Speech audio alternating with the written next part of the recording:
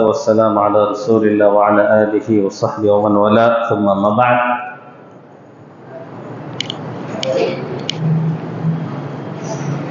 فأعوذ بالله من الشيطان الرجيم وأتم الحج والعمرة لله قال النبي الأمين صلى الله عليه وعلى آله وصحبه وسلم خذوا عني مناسككم الحمد لله সংক্ষিপ্ত হামদ ও সানার পরে আমরা আমাদের ওয়াদা বা বিজ্ঞপ্তি অনুযায়ী এলান অনুযায়ী আজকের এই 10ই মে বাদ মাগরিব আমরা আমাদের হজ প্রশিক্ষণ কোর্স সংক্ষিপ্ত আকারে যেটা আমরা ইচ্ছা করেছিলাম শুরু করব। তার আগে অল্প দু একটি কথা না বললেই নয়। হজ এবং উমরা উভয়টাই ফরজ।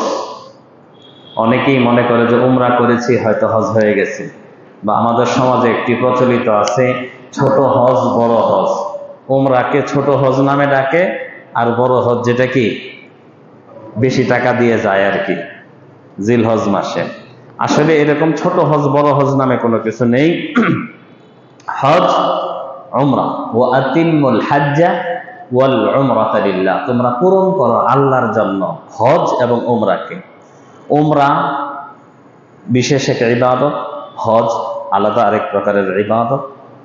হজ আর উমরা একই সফরে করলে, মাঝখানে হালাল হয়ে গেলে সেটার নাম হচ্ছে কি হজ্জে তামাত্তু। হজ আর উমরা একই সফরে হালাল না হয়ে একসাথে নিয়ত করলে সেটার নাম হচ্ছে হজ্জে কিরান। আর শুধু হজের নিয়ত করলে সেটার নাম হচ্ছে কি হজ্জে ইফরাদ। ইফরাদ যদি কেউ করে তাহলে তার উমরা আবার করতে হবে। যদি সৌদি আরবে ইফরাদ হজ করে চলে আসে তাহলে জীবনে আরেকবার উমরা গিয়ে করে আসতে হবে। এজন্য আমাদের জন্য সবচেয়ে উত্তম হচ্ছে কি হজ্জে তামাত্তু। পরিমাণ বেশি, সোয়াবের কাজের সোয়াবও কি বেশি, সুযোগ সুবিধাও বেশি।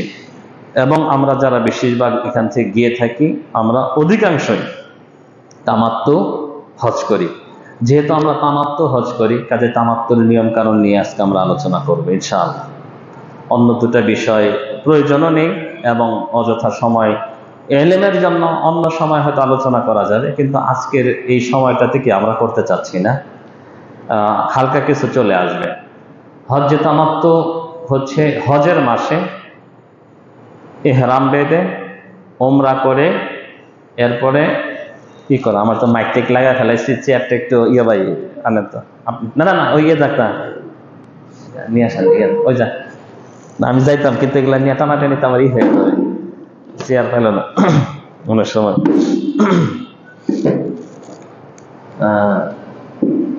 একটু বসি নাকি, দুর্বল মানুষ তো অনেক সময় একটু অলসতা লাগে। তো এই উমরা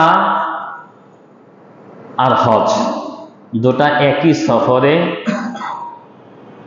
এবং মাঝখানে হালাল হয়ে করলে সেটা হবে কি হজ্জে তামাত্তু। হজ্জে তামাত্তু যেহেতু আমরা করব, কাজেই আগে উমরার কথায় আসে। হজের মাসে রমজানের পরের থেকে শাওয়াল মাস শুরু হয়। ঈদের চাঁদ উঠলে কি শাওয়াল শুরু। শাওয়াল, যুলকিআদা, যুলহিজ্জা এই 3 মাস হচ্ছে কি হজের মাস। কেউ যদি রমজান মাসে উমরা করে যদি বসে থাকে তাহলে কিন্তু আবার তাকে হজ্জে তামাত্তু হবে না। হজের মাসে উমরা করে হালাল হয়ে মক্কায় থেকে একই সফরে উমরা করে চলে আসছে বাংলাদেশে, আবার গেছে হজ করে আসলে হবে না। একই সফরে উমরা করবে প্লাস ওই সফরে কি হজ করবে, সেটার নাম হচ্ছে কি হজ্জে তামাত্তু। এবং এই হজে কোরবানি আছে, কোরবানি করতে হয়। আমি সংক্ষিপ্ত আকারে বলবো, কারণ লম্বা আলোচনা করলে দেখে অনেকে মনেও রাখতে পারি না, আমরা একটু হয়ে যায়, মানে অস্থির হয়ে যায়। কাজে যেটুকু প্রয়োজন সেটুকু করার চেষ্টা করব। উমরা যে কোনো সময় করা যায়, সেটা আলাদা একটা বিষয়। ওই যে উমরা যেটা কোরআনে আসছে ওয়া আতিমুল হাজ্জা ওয়াল উমরাতা লিল্লাহ, কিন্তু হজে তামাত্তু যদি করতে চান তাহলে এই হজের সাথে কি লাগবে, উমরা লাগবে। তাহলে আপনার এই হজ্জে তামাত্তু হবে, এবং হজ্জে তামাত্তু করলে আপনার উমরাও হবে এবং হজ হয়ে যাবে। অন্য টাইমে উমরা করতে পারেন, করে আসলেন, আপনার হজে তামাত্তু হবে না। কিন্তু আপনি হজের সফরে যদি উমরা এবং হজ করেন তাহলে কি উমরা আদায় হয়ে গেল, হজ হয়ে গেল। এখন ধরুন আমাদের শুরুর যে কাজ সেটা হচ্ছে উমরা করব। উমরা করার আগে আমাদেরকে কি পরিষ্কার হওয়া দরকার, বিভিন্ন জায়গায় অপ্রয়োজনীয় যে লোমগুলো আছে এগুলো পরিষ্কার হয়ে হাতের নখ টক কেটে মস্ত ছোট মোটো করে সবকিছু করে আমরা পরিষ্কার হয়ে শরীরে গোসল করে শরীরে আপনার আতর মাখতে পারবেন, চুলে দিতে পারবেন, দাড়িতে দিতে পারবেন, বিভিন্ন জায়গায় দিতে পারবেন, কিন্তু কাপড় দুইটাতে দেওয়া যাবে না। সবসময় মনে রাখবেন। অনেকে মনে করে এহরামের আগে দিছি সমস্যা তো নাই, না, এহরামের আগে গায়ে দিতে পারবেন, কিন্তু এহরামের আগে বা পরে কোথাও দেওয়া যাবে না। এহরামের আগে নাকি এহরামের আগে পরে কি কাপড়ে দেওয়া যাবে না। এহরামের আগে দেওয়া যাবে শরীরে, কিন্তু এহরামের পরে কি শরীরেও দেওয়া যাবে না। হাজি ক্যাম্পে আমরা অনেকেই কাপড় পরি, অথবা অনেকেই জেদ্দার ফ্লাইট থাকলে, যারা মদিনায় যায় তাদের সমস্যা নেই, জেদ্দার ফ্লাইট থাকলে, কারণ জেদ্দাটা হচ্ছে কি মিকাতের ভিতরে। এরকম যে মক্কার ঘরটা দেখতেছেন, মক্কার ঘরের চতুর্দিকে, যেমন এটা আপনার ধরেন, এটা ধরেন মসজিদুল হারাম, ধরেন এটা একটা সাইড, এখানে একটা মিকাত আছে, এদিকে একটা মিকাত আছে, মানে বিভিন্ন দূরে, এদিকে একটা আছে, ওদিকে একটা আছে, মানে মক্কার 5 সাইডে 5টা মিকাত আল্লাহ রসুলের যুগেই ছিল। যেমন আপনার যুলহুলাইফা প্রায় 420 কিলোমিটার, আল্লাহ রসুলের যে মিকাতটা যেখান থেকে উনি ইহরাম বাঁধছেন সেটা হচ্ছে মদিনা থেকে বের হইলে কি যুলহুলাইফা। রিয়াদ, তায়েফ, আল কাসিম এদিকের মানুষ যেদিক দিয়ে ঢোকে অনেক সময়, এরা পরে আসসাইল আল কাবীর, এখান থেকে প্রায় 70-75 কিলোমিটার, মানে এদিক দিয়ে, মানে মক্কাতে কেউ যদি উমরা করতে যায়, হজ করতে যায়, তাহলে এই নরমাল পোশাকে কি ঢোকা যাবে না। এমনি বেড়াইতে গেলেন, কাজ করতে গেলেন, এমনি নামাজ পড়তে গেলেন সমস্যা নেই, কিন্তু হজ আর উমরা করতে গেলে অবশ্যই কি করতে হবে, মিকাত থেকে এহরাম বেঁধে পরে ঢুকতে হবে। তো এই এহরাম বাঁধতে হয় বিভিন্ন জায়গায়। এখন মক্কার পাশে হচ্ছে আপনার জেদ্দা, জেদ্দা এয়ারপোর্টের আগে, অর্থাৎ বাহিরে হচ্ছে কি আপনার ইয়ালামলাম পাহাড়। ইয়ালামলাম যদিও আমাদের অনেক বইয়েতে লেখে যে আমাদের মিকাত ইয়ালামলাম, শব্দটা একচেটিয়া বললে ভুল হবে।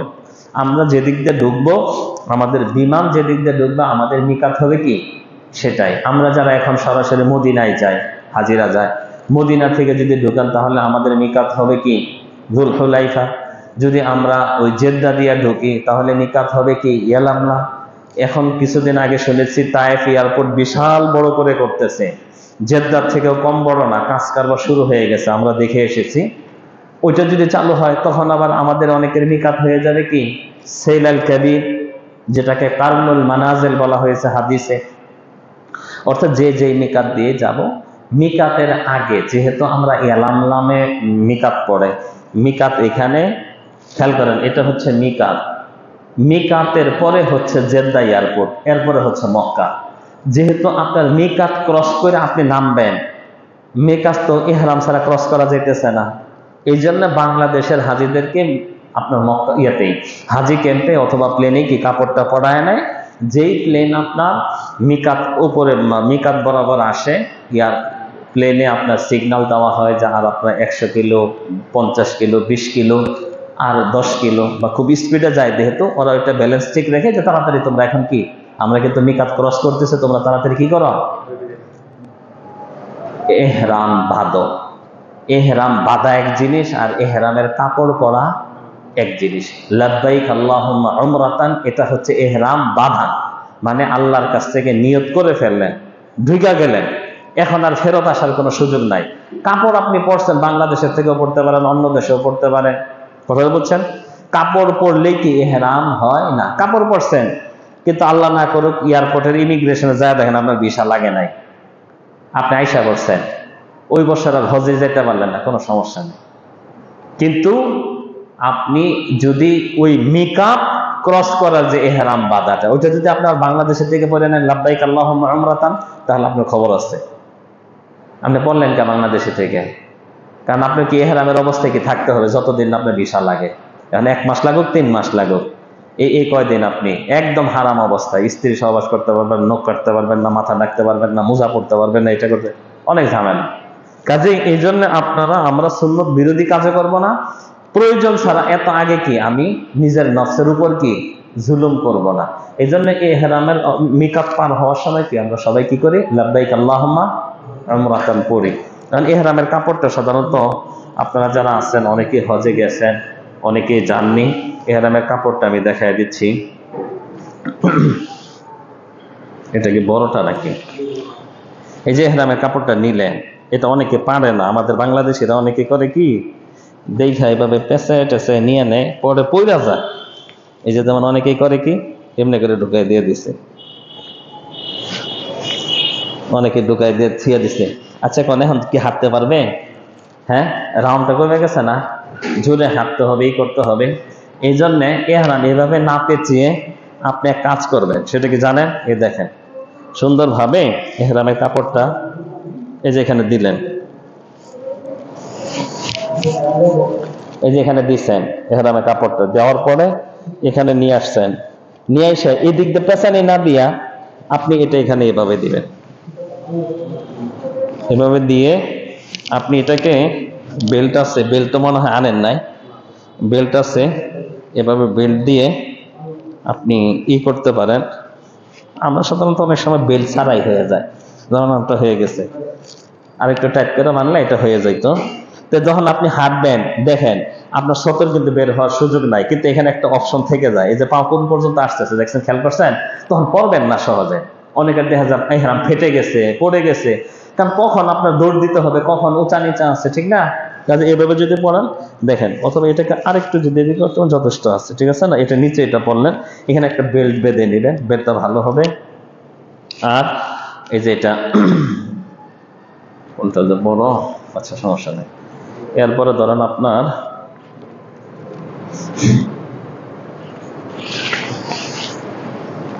এই যে এটা হলো উপরের পাট, এটা এভাবে পড়বে, ঠিক আছে?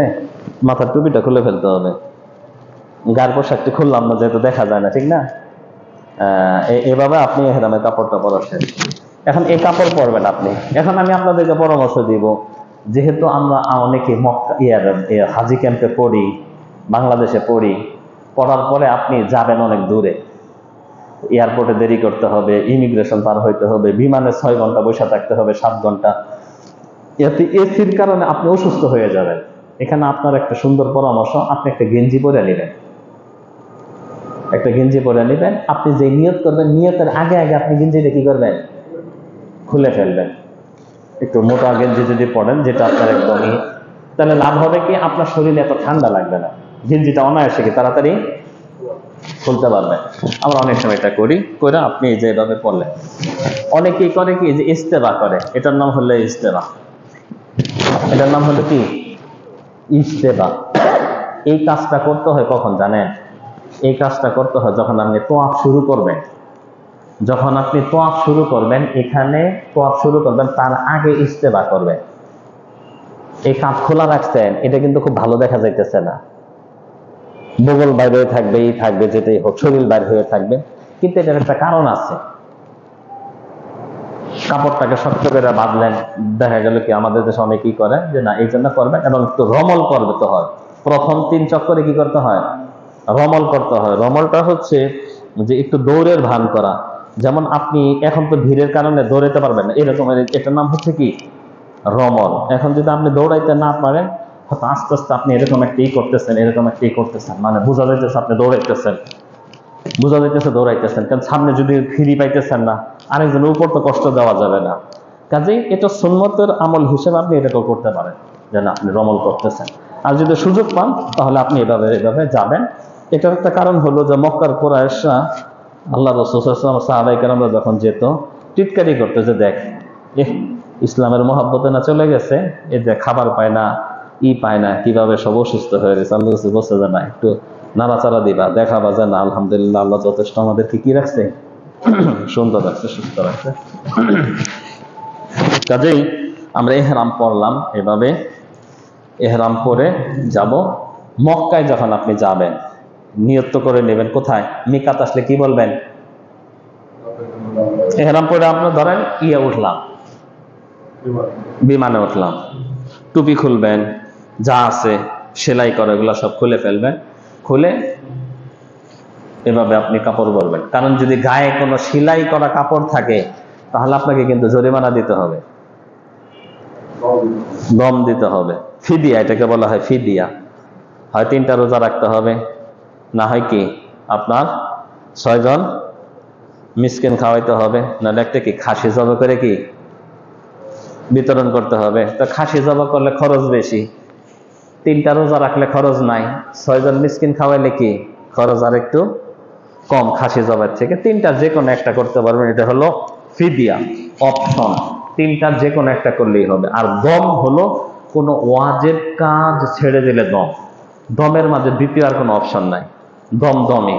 খাসি জবা করে কি আপনাকে সেটা মক্কার হারামের এরিয়ার মাঝে জবাই করতে হবে এবং হারামের এরিয়ার মাঝের ফকিরদের মাঝে বিতরণ করতে হবে। খেয়াল করেন, হারামের এরিয়ার মাঝে জবাই করতে হবে এবং হারামের এরিয়ার মাঝেই কি সেটা বিতরণ করতে। অনেকে বুঝান, অনেকে মনে করে আমার চাচতো ভাই কাজ করে সৌদি আরব, দিয়ে দিই, তারা জবাই করে খেয়ে নেক, আমার এই ঝামেলা কেনাকাটা কষ্ট আপনার হয় নাই। কোরবানি, এটা অনেকেই ভুল করে। হজের কোরবানি, হজের দম, হজের ফিদিয়া, হজ সংক্রান্ত যত জবাই আছে হারামের এরিয়ার বাহিরে হইলে সেটা হবে না, হারামের এরিয়ার ভিতরে হতে হবে। আমি অনেকে দেখছি তায়েফে কুরবানি দেয়। কিসের কুরবানি? কয় আমার আব্বা হজ করতে আসছে তো কুরবানি দিলাম। তা আপনার আব্বা হজ করতেছে কি তায়েফে না? জানেই না মাসালা, সেও জানে না, এও জানে না, মনে করে কুরবানি দেয়া গোস্তটা ফেলে দিব, তাহলে ছেলে যেহেতু তায়েফে আছে তায়েফে দেখ, মজা করে গোস্ত খাবেনি। তা বললাম তো হ্যাঁ, মনে করে এক জায়গায় দিলেই তো হইলো, আসছে। পরে বললাম কুরবানি এটা হয়নি, কুরবানি আরেকটা দিতে হবে, কারণ হারামের এরিয়ার বাহিরে দিলে হবে না।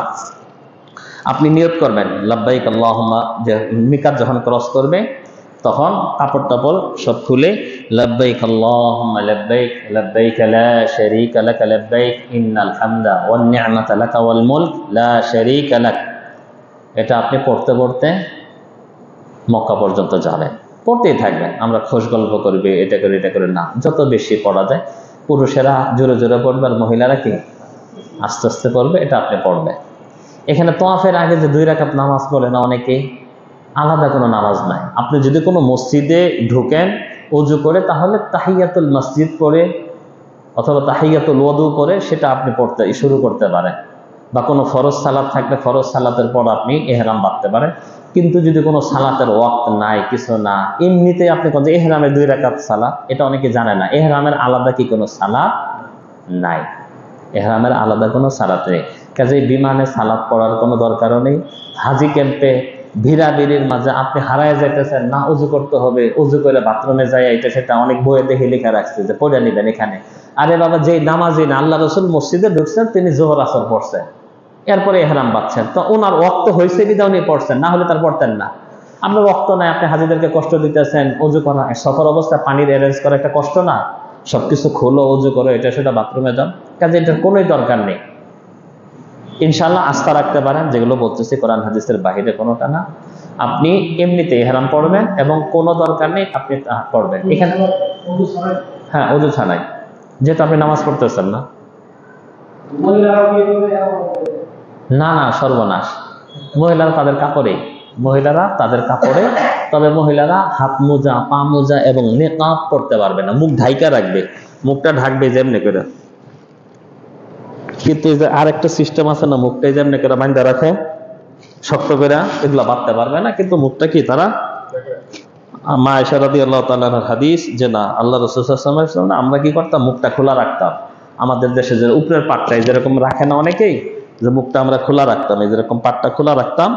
ইদা মাররা বিনা আর রুকবানু সাদালাত ইহদানা জিলবাহা, যে আশেপাশে যদি কোনো অন্য সোয়ারি দেখতাম যে অন্য মানুষ আসতেছে, তখন তাড়াতাড়ি করে এটা কি করতাম, নামিয়ে ফেলতাম। তার মানে ভিন পুরুষ যেহেতু এখন সব সময় থাকে বিমানে, ডাইনে বামে সব দিকে, কাজে এখন আর কি মুখ খোলা রাখার কি সুযোগ নেই। তারপরেও যখন মেয়েরা হোটেলে থাকবে নিজেদের এরিয়ার মাঝে অথবা স্বামী অথবা মাহরামের সামনে, তখন কি করবে, মুখটা কি রাখবে, খোলা রাখবে। অর্থাৎ পর্দার প্রয়োজন পড়লে মুখ ঢেকে দিবে, প্রয়োজন না পড়লে কি মুখ খোলা রাখবে এবং আমরা এভাবে থাকবো। মক্কায় যখন যাবেন, মক্কায় একটা বিষয়ের জন্য ইহরামের সময় একটা নিয়তের সময় শর্তের একটা কথা আসছে।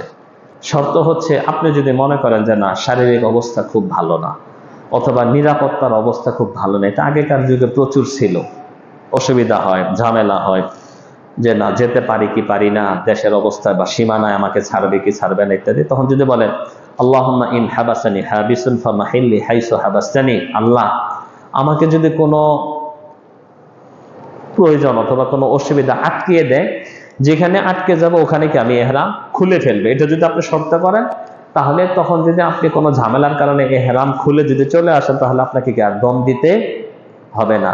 কিন্তু শর্ত করা নাই, আপনি এহরাম ছেড়ে খুলে চলে আসলেন, তাহলে আপনাকে অবশ্যই কি দম দিতে হবে।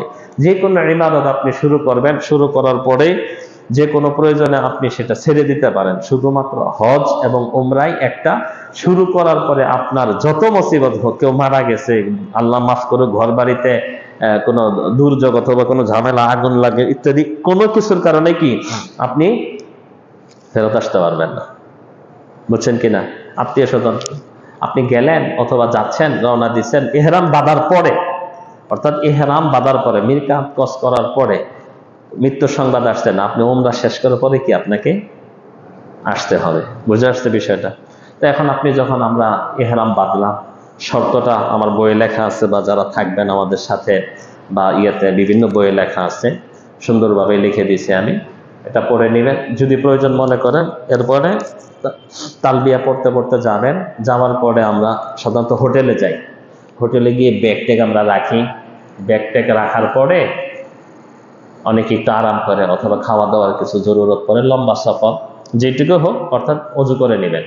অজু ছাড়া কিন্তু তোয়াফ হবে না, অজু ছাড়া তোয়াফ হবে না। আমরা যখন ওখান থেকে হোটেল থেকে বের হব, যে দিক দিয়ে আসি, বাবুস সালাম দিয়ে প্রবেশ করাটা সুন্নত। বাবুস সালাম হচ্ছে এই যে এদিক দিয়ে বাবুস সালাম, এটা মারোয়া, এটা সাফা, এদিক দিয়ে আপনার বাবুস সালাম আছে। বাবুস সালাম এটার আশেপাশে হবে, এদিক দিয়ে ঢোকাটা সুন্নত। কিন্তু এখন আপনার এরিয়া অন্য এলাকায় পড়ছে, এখন আপনি যদি বাবুস সালাম খুঁজতে চান, সবসময় সুন্নত খুঁজতে গিয়ে কি আপনি ক্লান্ত হয়ে যাবেন, ঠিক না? তো এইটুকু দরকার নেই যে না এত দূরে আপনি যাবেন, আপনি যে কোনো ডুব দিয়ে ঢুকতে পারেন। বিসমিল্লাহ ওয়াসসালাতু ওয়াসসালামু আলা রাসূলিল্লাহ, আল্লাহুম্মা আফতাহ লি আবওয়াবা রাহমাতিক, ডান পা আগে দিয়ে মসজিদে প্রবেশ করার যে নিয়ম, ওভাবে ঢুকবেন। ঢোকার পরে আপনি যাবেন হাজরা আসওয়াদ বরাবর। হাজরা আসওয়াদ কোথায়? এই বরাবর আপনাকে যেতে হবে। হাজরা আসওয়াদ বরাবর গিয়ে সর্বপ্রথম আপনার কাজ কি? এই যে ইস্তেবা করবেন। যেহেতু আপনি তওয়াফ শুরু করবেন, তওয়াফ শুরুর আগে আপনাকে কি করতে হবে? ইস্তেবা করতে হবে। এই যেটা হলো ইস্তেবা, এটা হলো ইস্তেবা। এই ইস্তেবা করবেন, করার পরে আপনি দেখেন এই যে এখানে হাজরা আসওয়াদে যেটা, এই কর্নার থেকে তওয়াফ শুরু করতে হবে। সুন্নত হচ্ছে আপনি যদি গিয়ে চুমা দিতে পারেন তাহলে দিবেন, চুমা দিতে না পারলে আপনি শুয়ে যদি আপনি চুমা দেন তাও হবে। এক হলো নিজে সরাসরি চুমো দিলেন, পারলেন না হাত দ্বারা ছুঁয়ে পরে হাতে চুমা দিলেন, একই হলো। কিন্তু দুটোর একটাই পাওয়া যাবে না, একটাও পাওয়া যাবে না, ভিড় এখন। আর যেহেতু আমরা গ্রুপে থাকবো, গ্রুপে থাকলে সাধারণত কি কেউ ওখানে গেলে গ্রুপ থেকে বিচ্ছিন্ন হয়ে যাবেন, পরে উমরাটাই কি আপনার গড়বড় হয়ে যাবে। কাজে আমরা সেদিকে যাব না। পরবর্তী অপশন যেটা, দূর থেকে বিসমিল্লাহি আল্লাহু আকবার বলে, হাজরা আসওয়াদকে ইশারা করে বিসমিল্লাহি আল্লাহু আকবার বলে। এখন কিন্তু চুমা দিব না, আমার হাত যেহেতু হাজরা আসওয়াদে লাগেনি, কাজে চুমা দেওয়ার কি কোনো মানেই হয় না। অনেকে চুমা দেয়, চুমা দেওয়াটা এটা খেলাফ আর সুন্নাহ। বিসমিল্লাহি আল্লাহু আকবার বলে এখন এই যে 1 নম্বর এদিকে তোয়াফ শুরু করব। আল্লাহুম্মা ঈমানান বিকা ওয়া তাসদীকান বিকিতাবিকা ওয়া ওয়াফাআন বিআহদিকা ওয়া ইত্তিবাআন লিসুন্নতি নবিয়িকা মুহাম্মাদিন সাল্লাল্লাহু আলাইহি ওয়াসাল্লাম। এই দোয়া পড়তে পড়তে আসবো।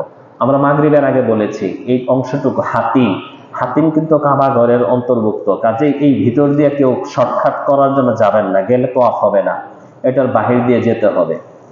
ঘুরে আস্তে আস্তে এই কর্নারে কাবা, হাজরা আসওয়াদ, তার আগের কর্নারটাকে কি বলা হয়?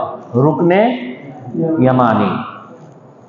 এক কর্নার, 2 কর্নার চলে গেছে এদিকে। হাজরা আসওয়াদের পরে এই 2 কর্নার বাদ দিয়ে পরে এখানে আসলে রুকনে ইয়ামানি।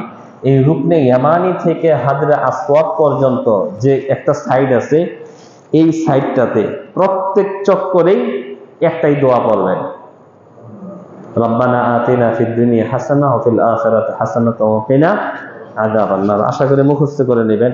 অনেকে যাবেন, অনেকে নিয়ত করছেন যাবেন, মুখস্থ থাকলে এটা উপকারে আসবে। রব্বানা আতিনা ফিদ দুনিয়া হাসানাহ ওয়া ফিল আখিরাতি হাসানাতাও ওয়া কিনা আযাবান নার। আবার আসছে, চলতে চলে আসছেন, ক্রস করবেন না কিন্তু, এটা বরাবর যখন আসবেন, আগে তো বিসমিল্লাহ বলছেনই, শুরুতে বিসমিল্লাহ বলছেন, এখন কি বলবেন তাহলে?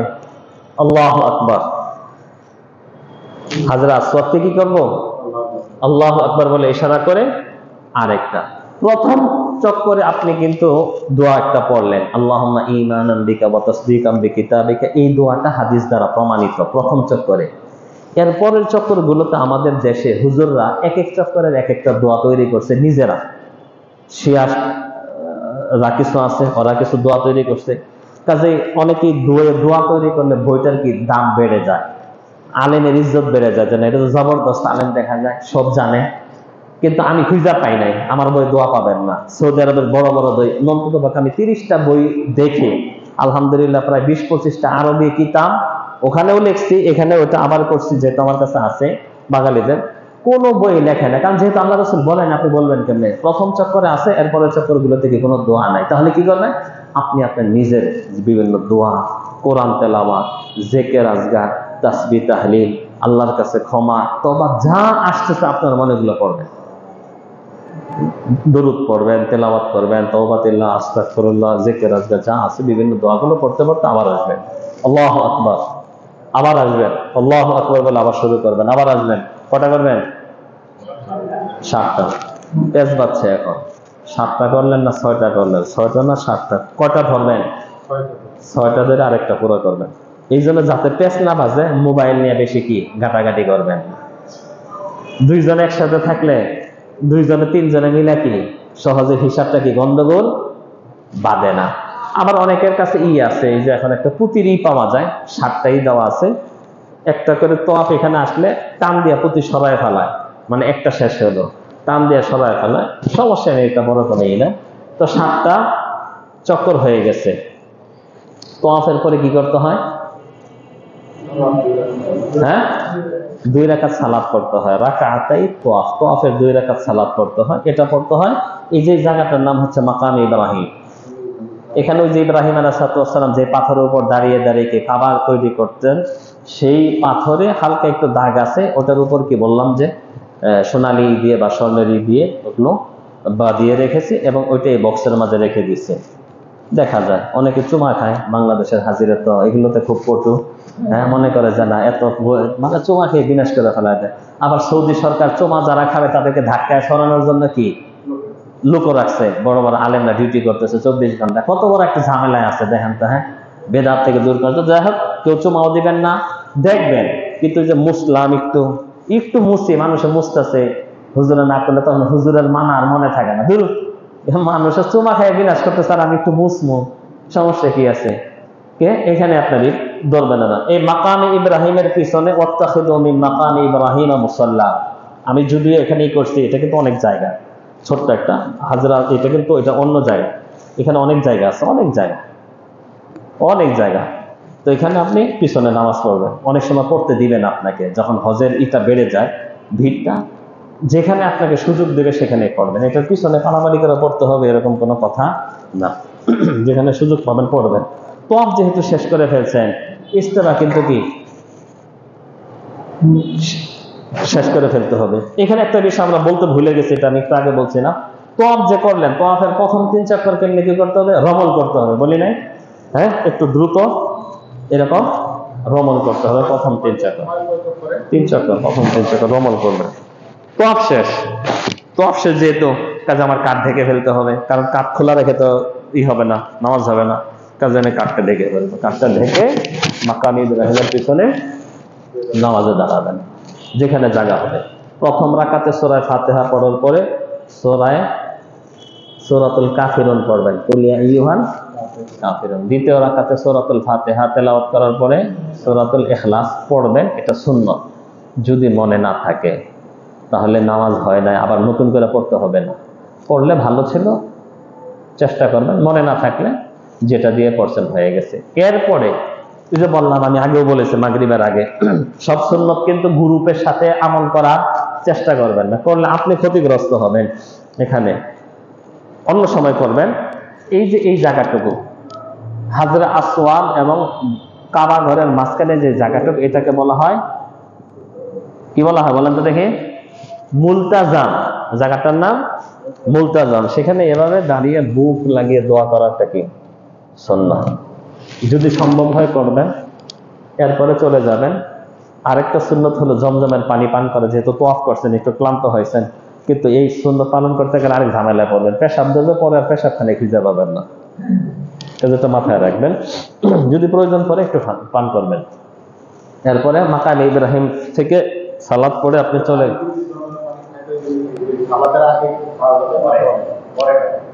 সালাতের পরে খাবেন, সালাতের পরে খাবেন। আর পানি আছে, পানি বোতলে রাখবেন। পানি যখন দরকার হবে একটু একটু করে খাবেন, কষ্ট দিবেন কেন? একটা বোতলে যে আমাদের যে ঘাড়ে একটা ব্যাগ দিচ্ছেন আপনাদেরকে, ওই ব্যাগের ভিতরে আপনার রাখবেন। আমি সবসময় বলবো 2-1 খেজুর, শুকনা জিনিস, যেটা এনার্জি হয়, ডাক্তাররা ভালো বলতে পারবে, ঠিক না? 2-1 খেজুর রাখবেন, একটা পলিথিনে করে খেজুর রাখবেন। 100 মিলি লাগতেছে, একটা খেজুর, 2টা খেজুর চাবিয়ে 2-3 ঢোক পানি খেয়ে ফেলবেন, দেখবেন একটা যথেষ্ট একটা শক্তি খুঁজে পাবেন। পিছনে লাগানো আছে, ঠিক না? আবার হাঁটতে থাকবেন। তো 2 রাকাত সুন্নত পড়ার পরে এখন কাজ কি? সাফা মারওয়ার সাই করা। সাফার সাই, সাফা হলো এখান থেকে শুরু, এখান থেকে চলে আসবেন এদিক দিয়ে মাকাম ইব্রাহিমের পেছনে এদিক দিয়ে চলে আসবেন সাফাতে। কোরআনের একটা আয়াত আছে, ইন্নাস সাফা ওয়াল মারওয়াতা মিন শাআইরিল্লাহ। এই আয়াতটুকু পড়ে আবদাউ বিমা বাদা আল্লাহু বিহি তাআলা, আল্লাহ যেখান থেকে শুরু করছেন আমিও সেখান থেকে শুরু করব বলে, এরপরে এখানেই করবেন কাবা ঘরকে। যখন এখানে সাফাতে দাঁড়াবেন, এটা কিন্তু কাবা, যদিও অনেক পিলার, কিন্তু কাবা বরাবর দাঁড়িয়ে আল্লাহু আকবার, লা ইলাহা ইল্লাল্লাহ, তাসবিহ তাহলিল এগুলো পড়ে, লা ইলাহা ইল্লাল্লাহু ওয়াহদাহু আনজাযা ওয়া'দাহু ওয়া নাসারা 'আবদাহু ওয়া হাজামাল আহজাবা ওয়াহদা, এরকম দোয়া আছে, এগুলো 3 বার করে পড়বেন, দোয়া করবেন। এরপরে রওনা দিবেন কোন দিকে? মারওয়ার দিকে। অনেকক্ষণ দোয়া করবেন। এগুলো হচ্ছে সুন্নতি দোয়া। এই যে তাসবিহ তাহলিল তাকবীর এগুলো পড়ার পরে যে দোয়াগুলো আছে, আরো অনেক দোয়া আছে, এগুলো সুন্নতি দোয়া। এই জায়গায় হাত উঠিয়ে দোয়া করার বিধান এসেছে। আপনাকে সময় দিবে না, ওখানে আর্মি আছে বা যারা ওটার দায়িত্বে আছে, সবাইকে তারা চাবে যে না যাতে করে জাম না বেঁধে যায়, সবাই দিবে। ওর ফাঁকে ফুঁকে যতটুকু পারবেন আপনি করে নেবেন, করে রওনা দিবেন। এই যে এখান থেকে, এটা হচ্ছে সবুজ লাইট, এখান থেকে এখানে সবুজ লাইট। এই সবুজ লাইটে এই জায়গাটুকুতে আপনি কি করবেন? দৌড়াবেন। পুরুষরা দৌড়াবে, কিন্তু মহিলাদেরকে দৌড়ানোর দরকার নেই। রব্বিগফির ওয়ারহাম ওয়া তাজাওয়াজ আন্না আম্মা তা'লাম ইন্নাকা আনতাল আ'আজ্জুল আকরাম, এরকম একটি দোয়া আছে, এটা পড়বেন। অন্যান্য যে কোনো দোয়া পড়তে পারেন। এখান থেকে এই পর্যন্ত দৌড়াবেন, এরপর আবার যাবেন। সাফায় শুরু করলেন, সাইটা শেষ হবে কোথায়? মারওয়া। অনেকেই মনে করে কি সাফা থেকে মারওয়া ঘুরে আসছে, তোয়াফে যেহেতু ঘুরে আসছে, কাছে ওটার উপর কি কিয়াস করে সে নিজেই ফতোয়া দেয় যে ওখান থেকে ঘুরে এই পর্যন্ত আসলে কয়টা হবে? একটা হবে। মনে করছে ওইটা যেহেতু পুরাটা ঘুরছে, তাহলে এটাও ঘুরতে হবে, কিন্তু আসলে কিন্তু তা না। সাফা থেকে মারওয়া আসলে কি 1 চক্কর, মারওয়া থেকে সাফা আসলে আরেক চক্কর। সাফা থেকে মারওয়া চলে গেছেন, 1 চক্কর হয়ে গেছে। এখন মারওয়াতেও ঠিক সাফার মতো এরকম দোয়া করবেন। তবে ইন্নাস সাফা ওয়াল মারওয়াতে একটা আয়াত যে পড়লাম আমরা, এই আয়াতটুকু আর ওখানে পড়তে হবে না। এর আয়াত প্রথমবার পড়ার পর আর পড়তে হবে না। আল্লাহু আকবার, লা ইলাহা ইল্লাল্লাহু ওয়াহদাহু লা শারীকা লাহু লাহুল মুলকু ওয়া লাহুল হামদ, লা ইলাহা ইল্লাল্লাহু ওয়াহদাহু আনজাযা ওয়া'দাহু ওয়া নাসারা 'আবদাহু ওয়া হাজামাল আহজাবা ওয়াহদা ইত্যাদি। এই দোয়াগুলো কি তিনি পড়ে কয়েকবার হাত তুলে দোয়া করে আবার চলে আসবেন। সাফা থেকে মারওয়া গেলেন 1 চক্কর, মারওয়া থেকে আবার সাফা আসলেন আরেক চক্কর, আবার সাফা থেকে মারওয়া যাবেন আরেক চক্কর, ইত্যাদি। এভাবে সাফায় শুরু করে কোথায়? মারওয়ায় শেষ হবে। সাফায় শুরু করে মারওয়ায় শেষ হবে। হ্যাঁ, ওই যে সাফাতে যখন একবার শুরু করবেন, সাফা থেকে মারোয়া গেলেন এক চক্কর, মারোয়া থেকে আবার সাফা আসবেন আরেক চক্কর, 7 বার 7টা চক্কর দিবেন। সাফা থেকে মারোয়া এক চক্কর, মারোয়া থেকে সাফা আরেক চক্কর ইত্যাদি, এভাবে সাফায় শুরু করে মারোয়ায় শেষ করবেন। সাফায় শুরু করে মারোয়ায় শেষ করবেন। দেখা যাবে যে না আমাদের একটুই হয়ে যাবে। ওয়ালাইকুম আসসালাম ওয়া রাহমাতুল্লাহ।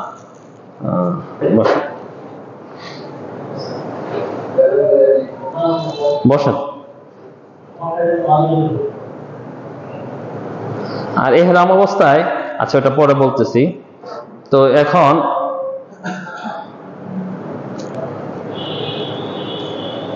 তালবিয়াটা সবাই মুখস্থ করছেন তো না? হ্যাঁ, লাব্বাইক। এটা কিন্তু একটা মানে যেটাকে বলে মিছিলের মতো। যখন আমি উমরা করতে, হজ করতে যাব, এটা কিন্তু একবার দুইবার না, নিয়মিত কি পড়তেই হবে। যেহেতু লাব্বাইক আল্লাহুম্মা লাব্বাইক, লাব্বাইক লা শারীকা লাক লাব্বাইক। হ্যাঁ, আচ্ছা শুনতে শুনতে নাকি ইন্নাল হামদা ওয়ান নি'মাতা লাকা ওয়াল মুলক লা শারীকা লাক ইত্যাদি।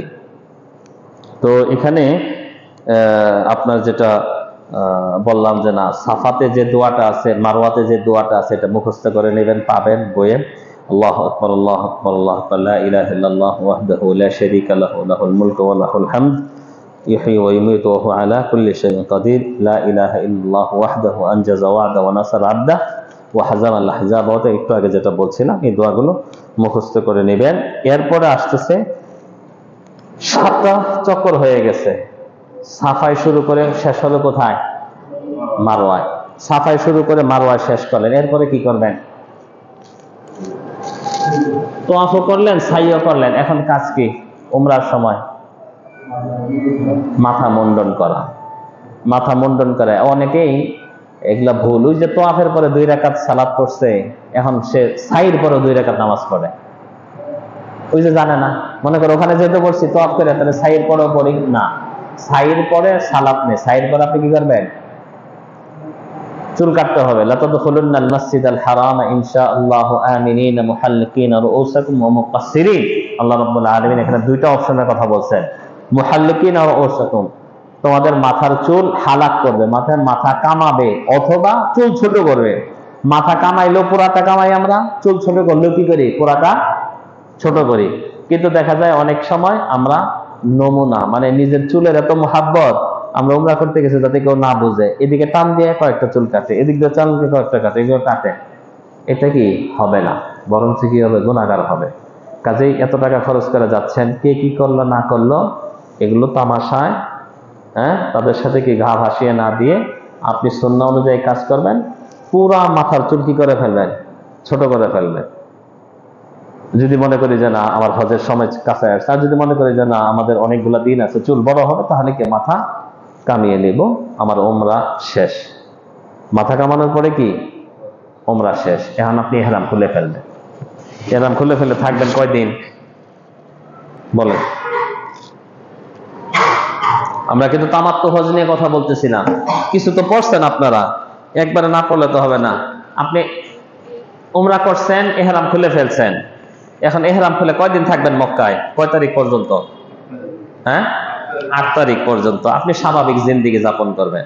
আপনি হজ করতে গেছেন, এটা মনে রাখার দরকার নাই। মানে হালাল কাজ যা করতে পারেন, স্বামী স্ত্রীর যদি সম্পর্ক, সেটা করা যাবে। আপনার যে কোনো আপনার আতর, সুরমা, সুগন্ধি, সেগুলো ব্যবহার করা যাবে। আপনি এদিক সেদিক যাইতে পারবেন, মাথায় টুপি পড়তে পারবেন, মোজা পড়তে পারবেন, মহিলারা নেকাব পড়তে পারবে, সবই করতে পারবেন, সবই করতে পারবেন। কয় তারিখ পর্যন্ত? 8 তারিখ পর্যন্ত। যখন 8 তারিখ হবে, তখন 8 তারিখে কি করবেন? হ্যাঁ, হজের এহরাম বাঁধতে হবে। যেভাবে এহরাম বাঁধলাম আমরা, ওইভাবে আমরা হজের এহরাম বাঁধবো 8 তারিখে।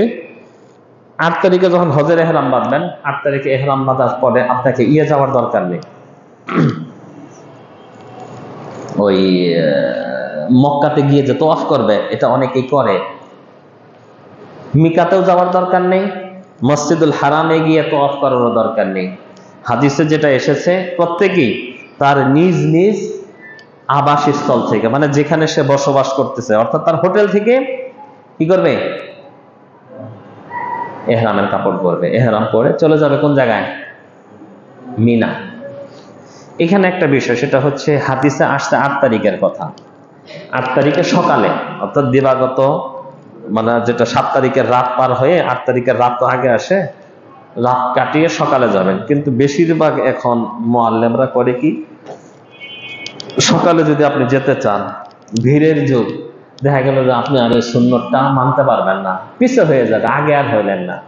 এই জন্য বেশিরভাগই করে কি, এশারের নামাজের পরে খাওয়া দাওয়া করে একটু ঘুমায় অথবা একটু করে, অর্থাৎ শেষ রাত্রে কি করে, হাজিদেরকে নিয়ে চলে যায়। কারণ আপনি যদি না যান এখন, তাহলে আরেক গ্রুপ হয়তো চলে যাবে, কোন জামে পড়বে, কত গাড়ি আসবে না না আসবে। এই জন্য রাত্রিবেলায় আমরা সাধারণ নিয়ে যাই, সমস্যা নেই। একই তো মিনায় যাব আমরা 8 তারিখে তালবিয়া পড়তে পড়তে, ইহরামের কাপড় যেভাবে আমরা পড়ছি ঠিক ওভাবেই কিন্তু পড়বো, ঠিক না? উমরান এবং হজের কি ইহরাম একই রকম, কাপড় একই রকম, সিস্টেম এরকম।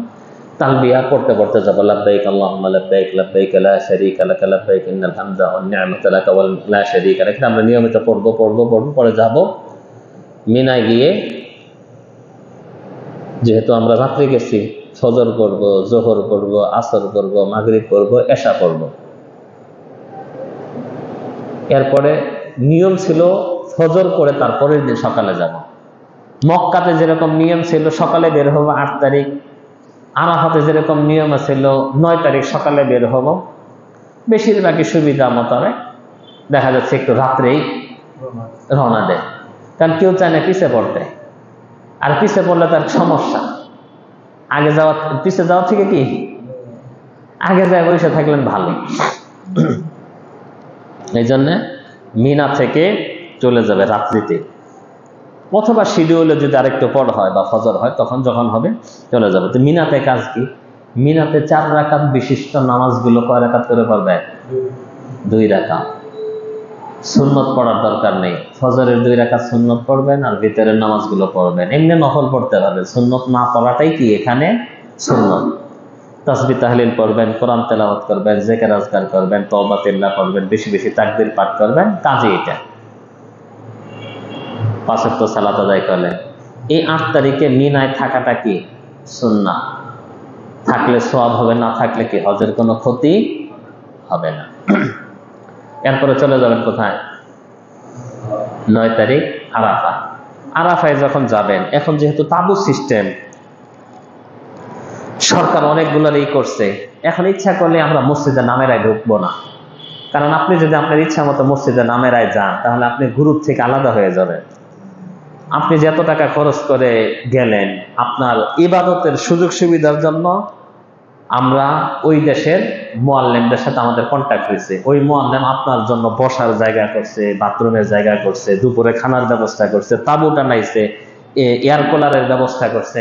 দেখা যাবে আপনি যদি না যান সমস্যা নাই, কিন্তু ওখানে গেলে আপনার জন্য সুবিধা ছিল। একসাথে ইবাদত করলে, একসাথে সবার সাথে থাকলে হারিয়ে যাওয়ার কি ভয় কম। গাড়ি দিয়ে যাবেন, গাড়ি দিয়ে আসবেন, বা সবার সাথে থাকবেন। হ্যাঁ, ওখানে আগে যান, যাওয়ার পরে যদি দেখেন যে না, মসজিদের নামের থেকে আপনার তাবু কাছে, সেখানে আপনার যে পিলার গুলো আছে, মালাম গুলো, ওগুলো আপনি দেখলে বুঝবেন যে না, পিলার কাছে আছে, সমস্যা নেই। কাছে থাকলে আপনি আসেন, সমস্যা নেই। আমরা যারা আছি আমাদেরকে বললে আমরা হয়তো এক সময় নিয়ে আসলাম, কিন্তু যদি দূরে থাকে বা ঝামেলা মনে করি, তাহলে তার সেই মসজিদে নামেরাই ঢুকতে হবে। আল্লাহ রসুল ছিলেন, অল্প কিছু সাহাবী ছিল মাত্র 1 লাখ। উনি আগে মসজিদে নামেরা বাহিরের অংশ, মানে মসজিদে নামেরা যেটা আছে, তার ইমাম যেখানে নামাজ পড়ে, এটা কিন্তু কি আরাফার সীমানার বাহিরে, ওখানে নামাজ পড়ার পরে ঢুকছেন। আমরা যদি সবাই এই হুবহু এই সুন্নত পালন করতে যাই, ওখানে যাই, জায়গা নিতে পারবে? কাজে সৌদি সরকার এখন আপনাকে ইচ্ছা করলে নামেরাতে ঢুকতে দিবে না, মানে ওই লাইনে ঢুকতে দিবে না। আপনার গাড়ি কোথায়, আপনার মুআল্লিম কত নম্বর, বলবে তুমি এই রাস্তা দিয়ে যাও, কারণ তোমাদের তাবু হচ্ছে ওই জায়গায়। যেমন এখন এটা একটু দিয়ে দেই, 5টা কোম্পানি আছে আমাদের এই পুরা বিশ্বের হাজিদের, বা একটা কন্ট্যাক্ট নেই বা ইয়েদের, বাংলাদেশিদের নেয়, আরো অনেক আছে কোম্পানি আছে, বাংলাদেশিদেরই 5টা কোম্পানি আছে। এর মাঝে আপনার কোম্পানি কোনটা? এই কোম্পানি। তার মনে করেন যে 25,000 30,000 হাজি আছে, তার রাস্তা কোন দিকে, ওটা তাদের নকশা আছে। যারা ট্রাফিক আছে, যারা পুলিশ আছে, যারা ওখানে নিরাপত্তা কর্মী আছে, তাদেরও জানা আছে আপনি কত নম্বর মুআল্লিমের, এত নম্বর, তাহলে আপনার গাড়ি আর এই এলাকায় ঢুকতে দিবে না। কথা বুঝছেন কিনা? তখন আপনাকে ওই দিক দিয়ে ঢুকতে হবে। কাজেই এখানে কেউ বিশৃঙ্খলা করলে আপনার কষ্ট হবে। আমরা ইনশাআল্লাহ যেভাবে পারি তাঁবুতে যাব, সেখানে গিয়ে আমরা রেডিওর মাধ্যমে খুতবা শুনবো। খুতবা শোনার পরে আজান দিয়ে একামত দিয়ে জোহর পড়বো কয় রাকাত, আসর পড়বো কয় রাকাত, একামত দিয়ে 2 রাকাত, অনেকে 4 রাকাত করে পড়ে। অবশ্যই এখন অনেকে এটা ঘাওড়ামি ছেড়ে দিচ্ছে যে না, আমাদের দেশে অনেকে বিভিন্ন তরিকার দোহাই দিয়ে বলে যে না আমরা মুসাফির না, আমরা মুকিম হয়ে গেছে। আসলে এটা মুসাফির আর মুকিম, এটা হচ্ছে হজের কাজ। আল্লাহ রসুলের সাথে মক্কার সাহাবীরাও হজের ভিতরে কি জমা কসর করেছেন। আরাফাতে এটা করার পরে আপনার মূল যে কাজ, জোহর পড়ার পরে একটু খাওয়া দাওয়া করবে, এরপর আপনি ইবাদতে ব্যস্ত থাকবেন। আল হাজ্জু আরাফা, মনে করেন আজকের দিনই আপনার হজ। আল্লাহর কাছে তওবা তিল্লা করে কেঁদে কেটে নিজের জীবনের পাপ পঙ্কিলতা যা মাফ করায় নিতে পারে। এই দিনে আল্লাহ রাব্বুল আলামিন অগণিত অসংখ্য বনি আদমকে কি জাহান্নাম থেকে মুক্তি দিয়ে থাকেন। এই জন্য আল্লাহ রাসূল বলেছে হাজ্জু আরাফা। আর আরাফাই হচ্ছে হজ। হজের যতগুলো রুকন আছে আগে পরে করতে পারবেন, কিন্তু আরাফার যে একটা রুকন, এটা নির্ধারিত একটা তারিখ আছে। এই তারিখের পরে যদি আপনি যান বা করেন হবে না। আরাফাতে ঢুকতে হবে সূর্য ডোবার আগেই, এবং আরাফাতে অবস্থান করতে হবে সূর্যাস্ত পর্যন্ত। সূর্যাস্তের আগে যদি কেউ আরাফা থেকে বের হয়ে যান তাহলে আবার দম দিতে হবে। কেউ যদি কোনো কারণে ঢুকতে না পারে, রাত্রে হলেও তাকে কি আরাফাতে ঢুকতে হবে। যদি রাত্রিতেও ঢুকতে না পারে, ফজর উদিত হয়ে যায়, তাহলে আবার হজ শেষ। এই বছর আবার নসিবে কি হজ নাই। কাজেই ওই যে বললাম যে না, অনেকেই সুন্নত পালন করতে গিয়ে মানুষের বুদ্ধিতে করে চলো নামেরাই যায়। এখন নামেরাই যেতে যায় গেছে হারায়, এখন তারে খুঁজবে মুআল্লিম না আর মুআল্লিমের সাথে যে আরো কতগুলো আছে আসল যেটি হারায় নাই ওটি ছেড়ে দিবে, ঝামেলা না। কাজেই আমরা যে যেখানেই থাকুন, যে যার সাথে যান, গ্রুপের সাথে থাকবেন, এতে করে আপনার তখন দেখা যাবে আপনিও এক টেনশনে পড়বেন, এক ঝামেলায় পড়বেন। এই জন্য গ্রুপের সাথে থাকলে আরাফাতে এভাবে থেকে ইবাদত করলেন সূর্যাস্ত পর্যন্ত, জেকের আজগারে হাত তুলে কিবলামুখী হয়ে দাঁড়িয়ে দাঁড়িয়ে তওবা তিল্লা ইস্তেগফার করবেন। সূর্য ডুবে যাওয়ার পরে, সাধারণত গাড়িতে সূর্য ডোবার আগেই উঠায় ফেলে, গাড়ি ছাড়ে না, কারণ ছাড়তে দিবেও না। সরকারি যে লোকগুলো আছে অথবা যারা আস্কারি বলে, মানে আপনার নিরাপত্তা কর্মী যারা আছে বা হজের লোক বা ডিফেন্সের লোকগুলো, তারা ব্লক দিয়ে রাখে রাস্তায়, কাউকে বের হতে দেয় না। যখন সূর্য ডুবে যায় রাস্তা ছেড়ে দেয়, কিন্তু সবাই কি যার যার হাজিদেরকে গাড়িতে উঠাইয়া বসাইয়া রাখে, যাতে করে রাস্তা ছাড়ার সাথে সাথে, কারণ আপনার গাড়ির পিছনে তো আরো লাইন আছে, তখন আপনি উঠতে গেলে দেখা যাবে যে আপনার গাড়ি খালি রেখে চলে গেছে। ধর কি করবো, চলে যাবে মুজদালিফায়। মুজদালিফায় গিয়ে আমরা মাগরিব এবং এশা পড়বো। 1 আজান 2 ইকামতে, মাগরিব 3 রাকাত, এশা 2 রাকাত। এশারের সাথে আমরা বিতরটা পড়ে নিব, সেখানে ঘুমাবো মুজদালিফায়। সেখানে তাঁবু নাই সাধারণত, অনেক সময় অনেক জায়গা থাকে, তো হাজিরা বিভিন্ন জায়গায় এরিয়া থাকে, নিজেরা নিজেদের কাছে যা থাকে এক রাত্রির জন্য। তো ওখানে থাকবেন ফজরের সালাত পর্যন্ত, যেটা নিয়ম এবং সুন্নাহ। কিন্তু হাদিসে এসেছে যদি কারোর সাথে মহিলা থাকে অথবা দুর্বল কমজোর লোক থাকে, তাহলে তাদের জন্য রুখসত আছে বাদা নুসফাল লাইল, অর্ধরাত্রির পরে তারা কি মুজদালিফা ত্যাগ করতে পারবে। আমরা যারা সাধারণত কাফেলায় থাকবো, দেখা যাবে আমাদের সাথে মহিলারাও থাকে, বয়স্ক মানুষও থাকে। এই জন্য আমরা সাধারণত কি অনেকেই 2টা গ্রুপ হয়ে যায়, যারা যেতে চায় তাদেরকে কেউ নিয়ে যায়, কারণ সেখানে আমরা সবাই মিলে একসাথে হয়ে থাকি। মুআল্লিম 5-7 জন যা আছে সবাইকে ইনশাআল্লাহ বলে এক গ্রুপ চলে যায়। আবার অনেকে আছে যে হজ করতে আসছি, আবার কবে না কবে আসবো, একটু তাহলে সুন্নত পুরাটা পালন করে যায়। যারা সুস্থ আছে সবার আছে, ঠিক আছে তাহলে আপনারা থাকেন, তাদের সাথে লোক থাকে, জিকির আজগার করে ফজরের সালাত পড়ার পরে মসজিদে মাশআরুল হারামের সামনে গিয়ে সেখানে আর কিছু দোয়া করে পরে কোথায় চলে যাবেন, মিনাতে, আপনার তাঁবুতে। আজকে মিনায় চলে গেলেন, বলেন তো কয় তারিখ হইল? 10 তারিখ। এই 10 তারিখের নাম কি? ইয়াউমুন নাহার। কোরআনে আল্লাহ রাব্বুল আলামিন বলছেন ইয়াউমুল হাজ্জিল আকবার, হজের বড় দিন। মানে 10 তারিখে অনেকগুলা কাজ আছে, এই জন্য এটারে হজের বড় দিন বলা হয়েছে। কিন্তু আমাদের বাংলাদেশের হুজুররা আর কিছু মানুষরা এটা তাফসীর কি বানাইছে জানেন? হজটা যদি শুক্রবার দিন হয় তাহলে বলে এটা কি হয়? আকবরী হজ হয়। এই জন্য যে আকবরী হজ দিয়া, কিন্তু আল্লাহ নাম রাখছে অন্য নিয়তে। যে না, অন্য নিয়ত বলতে এইটাই, হজের 5টা দিনের মাঝে সবচেয়ে বড় দিন বলা হয়েছে, মানে এই দিনে কি হজের কাজগুলো বেশি। 10 তারিখে 4টা কাজ আছে, 4টা, বা যদি তোয়াফ সাইকে আলাদা করে তাহলে 5টা হয়। এই হজের 4টা বা 5টা কাজ 10 তারিখে করতে পারলে উত্তম, সিরিয়াল মোতাবেক করতে পারলে উত্তম। যদি সিরিয়াল মেনটেন করতে না পারেন তাহলে কি কোনো অসুবিধা নেই। সিরিয়াল যদি মেনটেন করতে না পারেন তাহলে কি কোনো অসুবিধা নেই। আল্লাহ রাসূল সাল্লাল্লাহু আলাইহি ওয়াসাল্লামের যুগে সাহাবায়ে কেরামগণ প্রায় 1 লক্ষ সাহাবী ছিলেন। কেউ আগে আসছেন, কেউ পরে আসছেন, কেউ সামনে আসছেন। তো আল্লাহ রাসূলের কাছে এসে কেউ অভিযোগ করছেন, আল্লাহ রাসূল, হালাকতু ক্বাবলা আন আনহার, আমি তো মাথা কামাই ফেলছি কুরবানি করার আগে।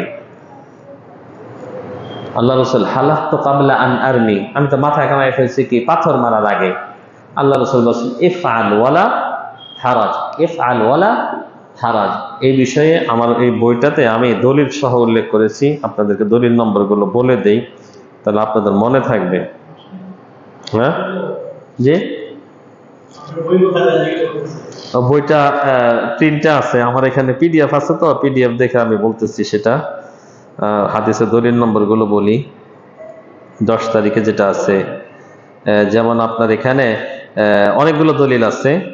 এখানে আপনার আল্লাহ রাসূল সাল্লাল্লাহু আলাইহি ওয়াসাল্লাম লাম আশআর ফাহালাকতু ক্বাবলা আন আযবাহ ইযবাহ ওয়ালা হারাজ ফাজা আখার ফাকালা লাম আশআর ফাহালাকতু ক্বাবলা আন আরমি, আমি কুরবানি করে ফেলছি। এরকম যে যেই কাজে আসছে আল্লাহ রাসূল সাল্লাল্লাহু আলাইহি ওয়াসাল্লাম বলছেন ইফআল ওয়ালা হারাজ।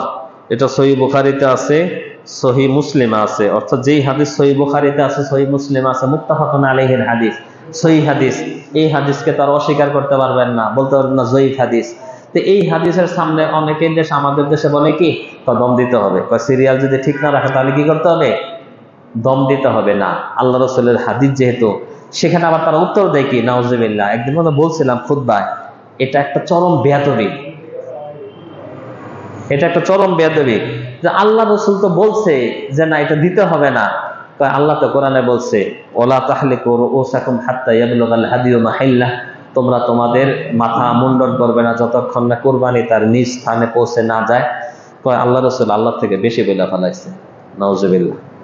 আরবিতে তারা বলে জিয়াদা আলা নস, আল্লাহ আমাদের রাসূল বলেছেন আল্লাহর কথা থেকে আগ বাড়িয়ে কিছু বলবেন, বলেন তো দেখি।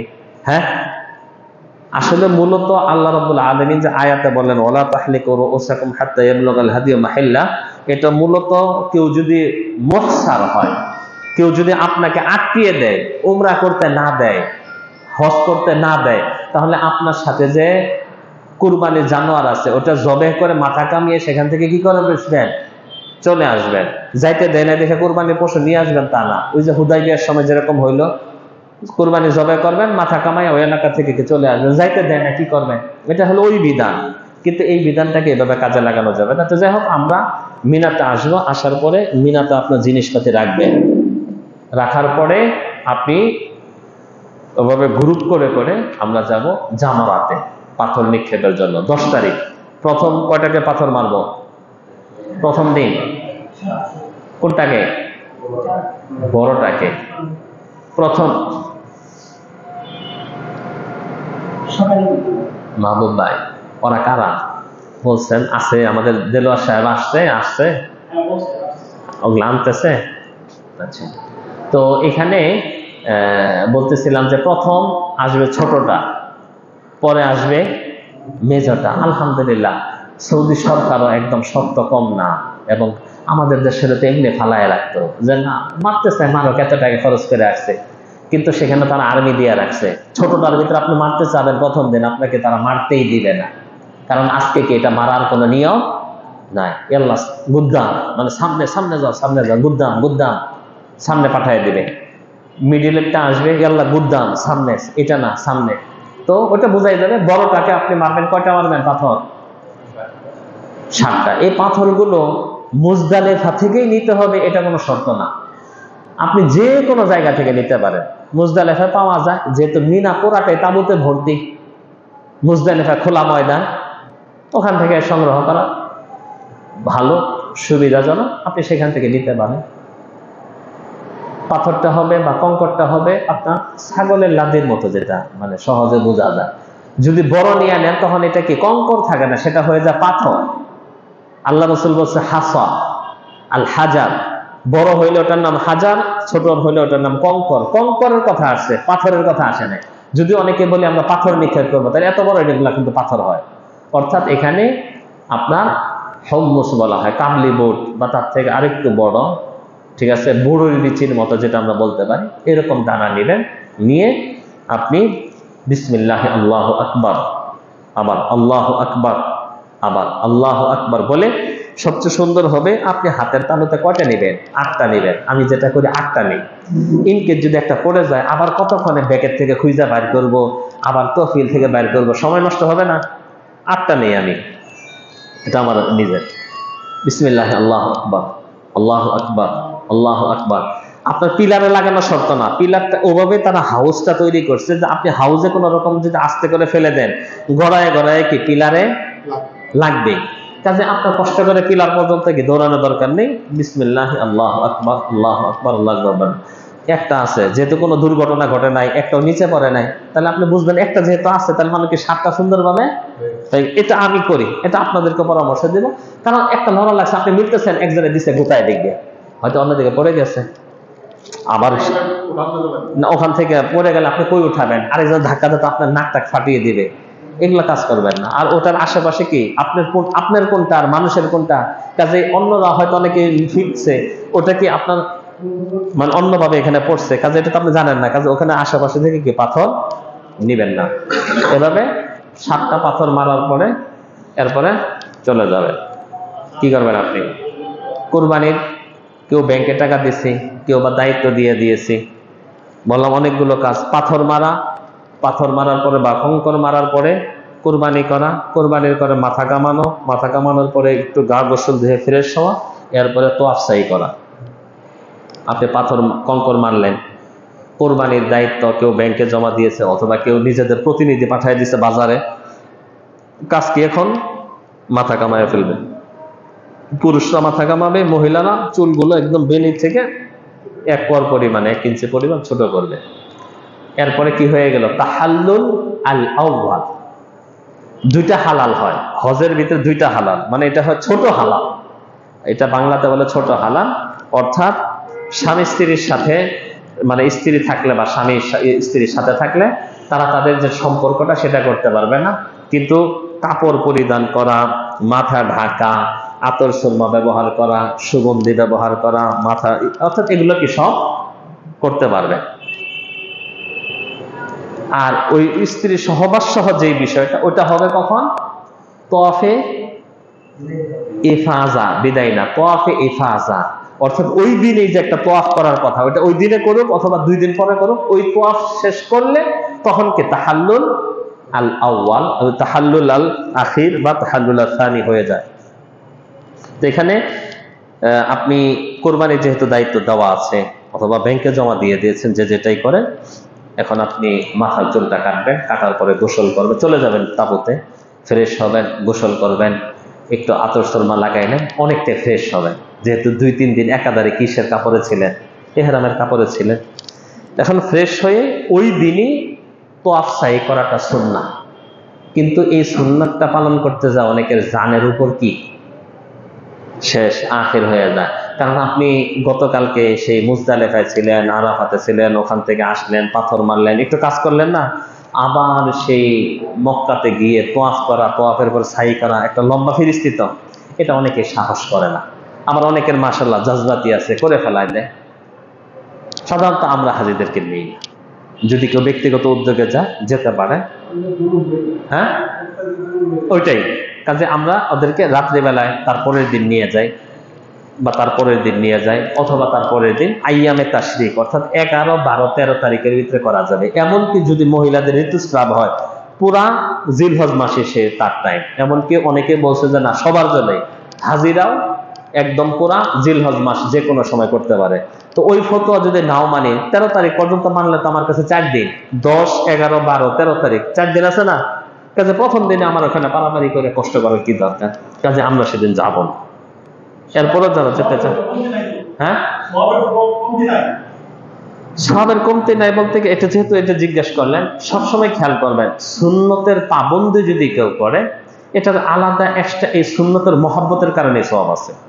যেমন এই যে আল্লাহ রসুলের আমরা ভাবি রাখি, বড় বড় আলেমরা লাঠি হাতে ব্যবহার করে, খেয়াল করেন এই যে হাতে, কেউ যদি তাআসসি বিন নবী রাসূলের রঙে রঙিন হওয়ার নিয়তে যদি যে কোনো কাজ করবে এটা আলাদা একটা কি এক্সট্রা সওয়াব পাবে ওই হিসাবে। কিন্তু যেহেতু এটা হজ একটা বড় ইবাদত, এখানে এত ভিড়ের মাঝে গিয়া হার্ট ফিল করে অথবা নিজে কষ্ট করে যাওয়ার তো নাফসের উপর এটা তো না। কাজে বড় বড় আলেমরা তো সৌদি আরবের বড় বড় জ্ঞান মুফতিরা এখন তারা সিস্টেম করে দিছে, অনেক সময় অনেক যেতে দেয় না, তারা গ্রুপ ভাগ করে দেয় যে আপনারা এই দেশের হাজিরা অমুক তারিখে, অথবা মানে ওই এই মুআল্লিমের হাজিরা অমুক তারিখে, এই মুআল্লিমের হাজিরা অমুক তারিখে, এমনকি পাথর নিক্ষেপেরটাও ভাগ করা আছে। সব টাইমে সবাইকে যেতে দেয় না, সব রাস্তা খুলে দেয় না। তো যাই হোক, আমরা তোয়াফ সাই ওই দিন করি আর পরে করি, তোয়াফ করব, তোয়াফের পরে কি সাই করব। তোয়াফের করলে সাই করলে তাহাল্লুল আসানি মানে একদম নরমাল হালাল হয়ে যাওয়া, স্বামী স্ত্রী মেলামেশা অন্যান্য সবকিছু করা যাবে, হজের কাম শেষ না। হজের কাম কিন্তু কি শেষ না। কোথায় এসে পড়তে হবে? মিনাতে। আমাদের বাংলাদেশের হাজিরা তোয়াফ সাই করার পরে মনে করে কি অনেক করছি, তো চলে যায় বাসায়, বাসায় যায় কি দাসে এসি ছেড়ে ঘুমায়, মনে করে এতগুলা কাম করলাম। অথচ যে না 11-12 তারিখ যে মিনায় রাত্রি যাপন করা ওয়াজিব, এটা কি হ্যাঁ ওয়াজিব, এটা কেউই করে না। আমি একদিন যে গতকালকে যে বইটা পড়ালাম না, ওটা পড়েন না, পরে দেখলাম ঠিকই লিখছে ওয়াজিব, পরে আবার শেষ পৃষ্ঠা লিখে দিছে আমার অমুক মাযহাবে এটা, অমুক মাযহাবে এটা, অমুক মাযহাবে এটা দিয়ে আমার একটু শিথিল করে দিছে, অথচ কোনো দলিল নাই। তো আল্লাহ রসুল মিনাতে সবাইকে থাকতে বলছেন, লিসসাকাতি ওয়ার রুআত, যারা হাজীদের সেবায় নিয়োজিত ছিল শুধুমাত্র তারাদের অনুমোদন ছিল বাহিরে যাওয়ার। তার মানে তারা ছাড়া বাকিদের জন্য কি মিনায় রাত্রি যাপন করা ওয়াজিব, যদি না করেন তাহলে দম দিতে হবে। কাজে আপনি 10 তারিখে যদি তোয়াফ সাই করতেও যান, তোয়াফ সাই করে আবার কোথায় ফেরত আসতে হবে? মিনায় আসতে হবে, মিনায় তাঁবুতে থাকতে হবে। তাঁবুতে থাকবেন, 4 রাকাত বিশিষ্ট সালাত 2 রাকাত করে পড়বেন, তসবিহ তাহলিল পড়বেন, তাকবীর পড়বেন। যেহেতু পাথর মারা শেষ, পাথর মারার পর থেকে কি করতে হয়? তাকবীর পড়তে হয়, তালবিয়া বাদ। তালবিয়া কোনটা? লাব্বাইক। আর তাকবীর কোনটা? যেটা আমরা ঈদে পড়ি। ঠিক আছে, এখন তাকবীর পড়বেন আর জিকির আজগার দোয়া দরুদ তাসবিহ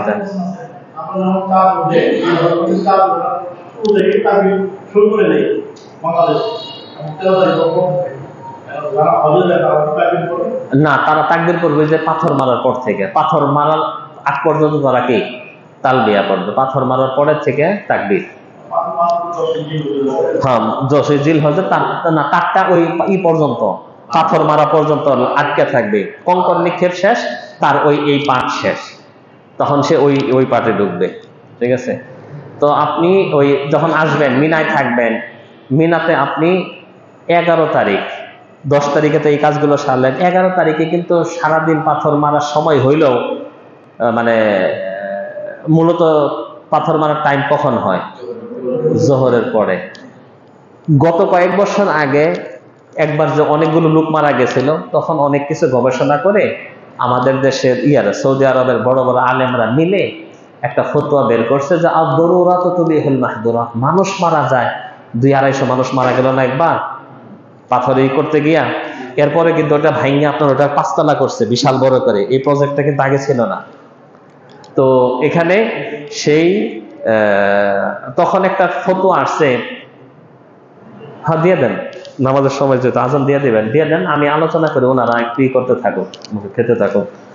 পোলাপান কি গ্লাস নিয়ে আসছে না? মহিলা আছে নাকি আশিক ভাই? আচ্ছা, তো যাই হোক, তো এখানে তখন একটা ফতোয়া আসছিল, খেয়াল করে শুনেন এটা কেন বলতেছি। তখন একটা ফতোয়া আসছিল, উলামায়ে কেরামগণ বলছে যে আপনি জাওয়ালের আগেও পাথর মারতে পারবেন। খেয়াল করেন, আদ-দারুরাতু তুবিহুল মাহদুরাত, জরুরতের কারণে নাজায়েজ কামও কি হয়ে যায়? জায়েজ হয়ে যায়। জরুরতের কারণে ওয়াক্ত আসার আগে আপনার ওয়াক্ত ভাগ করে দিয়েছিল যে না সব খালি জোহরের পরে মারতে যায়, একটা মারামারি হয়, এই জন্য ভাগ করে দিচ্ছে যে না জোহরের আগে অমুক দেশে এভাবে একদম ফিক্সড করে দিচ্ছে এদেরকে নিয়ে যাইতেই হবে, তখন গেছে। কিন্তু এখন আলহামদুলিল্লাহ সৌদি সরকার এটাকে ভেঙে 5 তলা ফাউন্ডেশন করছে এবং এটা 5 তলা চালু আছে এবং হাজিরদের পরিমাণ একটা মানে কোটার মাঝে একদম কম করে দিচ্ছে, মানে এখন তেমন সমস্যা নাই। তাহলে কি আমরা কি আগের তাহলে আল্লাহ রাসূলের যে ফতোয়াটা ফিরে আসবো না? এই জন্য অধিকাংশ আলেম এখন বলতেছে যে না। আবার অনেকেই মানে যারা একটু মানে দুর্বল ইমানদার তারা ওই ফতোয়া খুঁজে বলছে দিয়ে দিব, না মানলে হবে না। এখন আপনি মারবেন কখন? জাওয়ালের পরে, জোহরের পর শর্ত না, জাওয়ালের পরে, মানে অর্থাৎ ওই যে সূর্য ঢলে যাওয়ার পরে, সূর্য ঢলে যাওয়ার পরে কি পাথর মারবেন। কিন্তু এখানে একটা বিষয় খেয়াল রাখবেন, 10 তারিখ 11 তারিখ 12 তারিখ 13 তারিখ কটা করে মারতে হবে? 7টা করে, 21টা, 7টা করে কয়টা? 21টা। প্রথমে ছোট্টারে মারবেন কয়টা? এটা তো নাই। ছোট্টারে মারবেন কয়টা? 7টা। এরপরে একটু যে সামনে হাত তুলে দোয়া করবেন। এরপরে মেজোটারে মারবেন কয়টা? 7টা। এরপরে একটু সামনে গিয়ে দোয়া করবেন। এরপরে মারবেন বড়টাকে 7টা। বড়টাকে মারার পর আর দোয়া নেই। এটা কয় তারিখে মারতেছেন আপনি? 11 তারিখে। তাহলে 11 তারিখে মারবো 3 7 21। প্রথম ছোটটারে মারবো 7টা, এরপরে সামনে গিয়ে দোয়া করব, এরপরে মেজোটাকে মারবো 7টা, সামনে গিয়ে দোয়া করব, এরপরে বড়টাকে মেরে চলে যাব। কোথায় চলে যাব? মিনায় চলে যেতে হবে। মক্কায় গেলে যেতে পারেন আপনি, কিন্তু অবশ্যই রাত্রি যাপন করতে হবে কোথায়? মিনাতে। রাত্রি যাপন করতেছেন অর্থাৎ আপনি জোহরের পরে আসর পড়বেন, মাগরিব পড়বেন, এশা পড়বেন, ফজর পড়বেন, অর্থাৎ 12 তারিখ হয়ে গেল। 12 তারিখ সূর্য ঢলে যাওয়ার পরে কি আপনাকে কি করতে হবে? সূর্য ঢলে যাওয়ার পরে না পাথর মারতে হবে। 12 তারিখে পাথর মারতে হবে না? হ্যাঁ, সূর্য ঢলার পরে কি করতে হবে? পাথর মারতে হবে। প্রথম 7টা, এরপরে 7টা, এরপরে 7টা। ছোটটার পরে দোয়া, মেজোটার পরে দোয়া, বড়টার পরে দোয়া নাই। মনে রাখবেন তো, ছোটটার পরে দোয়া, বড়টার পরে দোয়া, মেজোটার পরে কি দোয়া নাই। হ্যাঁ, হাত তুলে যে কোনো দোয়া আপনি নিজের জন্য, দেশের জন্য, দোষের জন্য পড়বেন। এখানে 12 তারিখে একটা অপশন আছে, ফামান তাআজ্জালা ফি ইয়াওমাইনি ফালা ইসমা আলাইহি ওয়া মান তাআখারা ফালা ইসমা আলাইহি। আল্লাহ কোরআনে আয়াত নাযিল করেছেন, যদি কেউ 2 দিন থেকে কি তাড়াতাড়ি করে চলে যায় তাও কোনো গুনাহ হবে না। যদি কেউ 3 দিন থাকতে চায় তাহলে কি কোনো সমস্যা নেই। 3 দিন থাকলে সওয়াবের পরিমাণ বেশি, 2 দিন থাকলে কি আপনার হজ হয়ে যাবে, সমস্যা নেই। এখানে কেউ যদি 12 তারিখ চলে যেতে চায় তাহলে বিধান হলো 12 তারিখ পাথর মারার পরে সূর্য অস্ত যাওয়ার আগেই মিনার এরিয়া কি করতে হবে? ত্যাগ করতে হবে। কাজেই 12 তারিখ যদি কেউ বের হয়ে যেতে চান তাহলে সূর্য অস্ত যাওয়ার আগেই কি মিনা ত্যাগ করে মিনা থেকে বের হয়ে যাবে। যাব কি যাব না, বের হব কি হব না, মিটিং করতে করতে মানুষ খুঁজতে খুঁজতে সূর্য ডুবে গেছে, তাহলে আর আপনার আজকে বের হওয়ার কোনো অনুমোদন নেই। রাত্রিতে থাকবেন, জোহরের টাইম হবে, জাওয়ালের পরে পাথর মেরে পরে কি করতে হবে? বের হতে হবে। খেয়াল করেন, অনেকে কিন্তু এখানে শিথিলতা করে না, আল্লাহ অনুমোদন দিচ্ছে। তবে হ্যাঁ, আপনি মাল সামানা নিয়ে বের হয়ে গেছেন সবকিছু, এখন গাড়ি আসতে দেরি করতেছে, কিন্তু আপনি আপনার জায়গা থেকে সরে বের হয়ে গেছেন, রেডি হয়ে গেছেন, গাড়ি আসতে দেরি করতেছে অথবা গাড়ি জামে আটকে গেছে, সেটার জন্য সমস্যা নেই। অথবা আপনি গাড়িতে চড়ছেন, গাড়ি রওনা দিচ্ছে কিন্তু মিনার এরিয়া ক্রস করতে পারেন নাই, আপনার তো বের হয়ে গেছে, কিন্তু আপনি আপনার জায়গা থেকে লড়তে পারেন নাই, সিদ্ধান্তহীনতায় ভুগতেছেন। একজনে বলে যাবো, একজনে বলে যাবো না, আবার আরেকজন অপেক্ষায় আছেন, তাহলে আপনি কি করতে হবে? সেই দিন থেকে তাহলে 11 তারিখ 12 তারিখ, যদি কেউ 13 তারিখ পাথর মারতে চান তো 13 তারিখ ওভাবে মারতে হবে। মারার পরে আপনার মোটামুটি হজের কাজ শেষ। একটা কাজ বাকি থাকবে, সেটা হচ্ছে কি? বিদায়ী তোয়াফ। এই বিদায়ী তোয়াফটা কিন্তু হজের ওয়াজিব। মহিলারা মাপ পাবে যদি তাদের পিরিয়ড শুরু হয়ে যায়, তাছাড়া অন্য কেউ কি মাপ পাবে না। এটা সফরের একটু আগে, অর্থাৎ যখন আপনি মক্কা থেকে একদম চলে আসবেন, মক্কা থেকে একদম চলে আসবেন, মানে মক্কা ছেড়ে মদিনায়, মদিনা থেকে আবার কি ঢাকা ইত্যাদি চলে আসবেন। কারণ আল্লাহ রাসূল বলছেন যে তোমাদের লায়ান ফিরান্না আহাদুকুম মাক্কা, তোমাদের কেউ যেন মক্কা ত্যাগ না করে হাত্তা ইয়াকুনা আখির আহদিহি বিল বাইত, যতক্ষণ না তার শেষ মোলাকাতটা হয় কার সাথে? বাইতুল্লাহ সাথে। অর্থাৎ আপনি চলে আসতেছেন, বাইতুল্লাহ তওয়াফটা করে চলে আসবেন। বিদায়ী তওয়াফের জন্য কি কোনো ইহরাম শর্ত না? বুঝে আসছে না বুঝেন নাই? বিদায়ী তওয়াফের জন্য কি ইহরামের কাপড় পরা কি শর্ত না? তাহলে আমরা যে তওয়াফ করলাম, তওয়াফ কয় প্রকার বলেন তো দেখি? হ্যাঁ, তওয়াফ যে করলাম, হ্যাঁ, উমরা দিয়ে। এই উমরার তওয়াফটাকে অনেক সময় তওয়াফে কুদুমও বলা হয়। বিশেষ করে যারা তামাত্তু হজ কেরান করে, ইফরাত করে, গিয়ে যখনই করে, এই তওয়াফের নাম কি? তওয়াফে কুদুম, উমরার তওয়াফ। এই তওয়াফে কি আছে? ইস্তেবা আছে। এই তওয়াফে কি আছে? হ্যাঁ, রমল আছে, ঠিক না? এরপরে কি তওয়াফ হজের দিন? তওয়াফে ইফাজা, অথবা আমাদের বাংলাদেশের কিতাবগুলোতে লেখে তওয়াফে জিয়ারা। ইফাদাও লেখে, জিয়ারাও লেখে। এটা হচ্ছে হজের রুকন। এই তওয়াফ করতে হবে। আরেকটা তওয়াফ করতে হয় শেষে, এটার নাম কি? তওয়াফে বিদা। আর আরেকটা তওয়াফ করি আমরা, সেটা কি? নফল তওয়াফ। যে কোনো তওয়াফই করেন, তওয়াফের পরে কি আছে? 2 রাকাত সালাত আছে। মাকামে ইব্রাহিমের পিছনে পড়া উত্তম, সুযোগ সুবিধা মতো পড়বেন। যদি মাকামে ইব্রাহিমের পিছনে জায়গা না পান, তাহলে মসজিদের যে কোনো স্থানে পড়তে পারেন। মনে থাকবে? হ্যাঁ, মানে যদি ওখানে দাঁড়াইতে না দেয়, মসজিদে যে কোনো জায়গায় পড়লেই হয়ে যাবে আর কি। ওখানে যদি পড়তে না দেয়। ঈদে নাই গ্লাস দিছে, গ্লাস তো আরো বেশি করে দিলে তো পারতো। তো ইনশাল্লাহ আমরা মোটামুটি যারা আছি, কারো কোনো প্রশ্ন থাকলে করেন।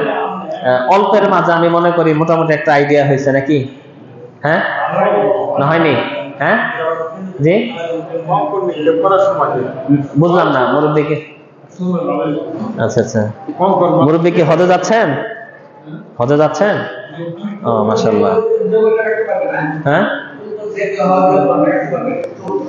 চুল যে কেউ কাটতে পারবে, একজন আরেকজন কাটতে পারবে, সমস্যা। হ্যাঁ হ্যাঁ, সমস্যা না, সমস্যা। একজন আরেকজনের চুল কাটা যাবে, সমস্যা নেই। একজন আরেকজনের চুল কাটা যাবে। এটা তো আল্লাহ রাসূলের যুগে কাটছে, সাহাবীর একজন আরেকজনকে কেটে দিচ্ছে না, সেটা সমস্যা নেই। একজন আরেকজনের চুল কাটতে পারবে না। এটা আপনার মনে হইলে তো হবে না। এরকম যে বলছে হয়তো তার এলেমের একটু হয়তো মিস্টেক হয়ে গেছে। এখানে আপনি আরেকজনের, কারণ যে তারটাকে কেটে দিবে, একটা কথার কথা, যে হালাল হয়ে আপনারটা কাটবে, তাহলে তারটাকে কাটবে। নাপিত নাই ধরেন,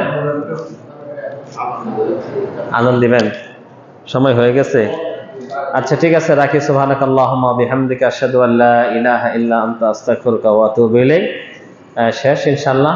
আর আমাদের কাফেলার সাথে যারা আছেন, আপনাদের জন্য দুই একটা কথা আছে আর কি। কথা বলতে কিভাবে কেমনি কি করতেছি বলি। আজান দিয়ে দেন, পরে বলি।